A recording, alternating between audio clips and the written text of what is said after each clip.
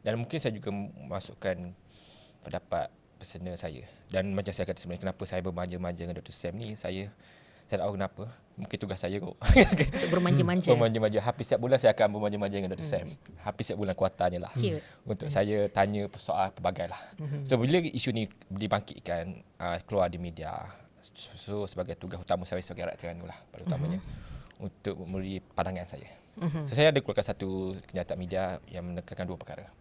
Yang pertama adalah saya mengatakan bahawa Exco ini perlu direhatkan atau mengambil cuti. Sebab ini selari apa yang dibangkitkan oleh pimpinan PAS sebelum ini, apa-apa isu sebelum ini.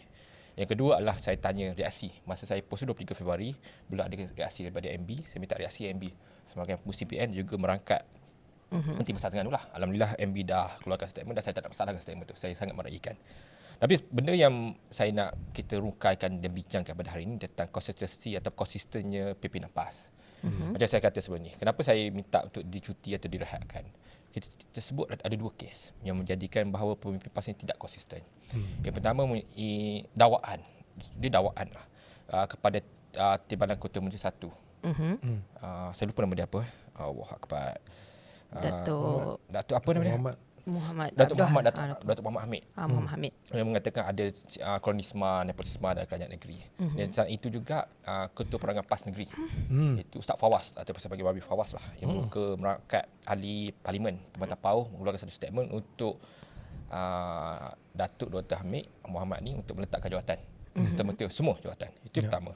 Yang kedua pula, isu dakwaan rasuah yang melibatkan bekas Supol PMS, yang di mana Ketua Perangan Pusat Ustaz Fazli ataupun sebagai Wabi Fadilah Syari mengeluarkan satu statement yang untuk bukan hanya Supol perlu letak jawatan, tapi juga PMX juga letak jawatan.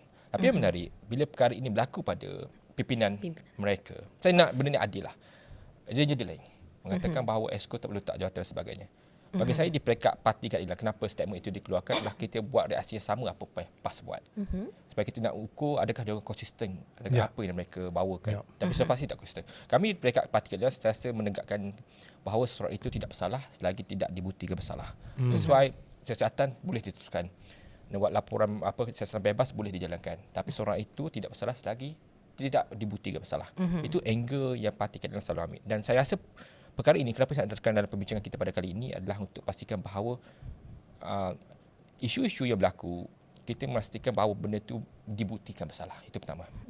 Yang kedua, saya rasa di peringkat pimpinan baru, saya sebut pimpinan baru Dr. Sam ni, saya rasa Dr. Sam ada satu cabaran besar. Cabaran besar dalam membentuk perbincangan baru dalam kalangan Perikatan Nasional.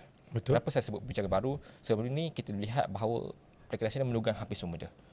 Saya mengkritik tapi bukan semua saya mengkritik. Ada polisi di Terengganu saya setuju, ada polisi tak setuju. Tapi kita melihat kita tak boleh pelbagai kali hanya mengkritik saja.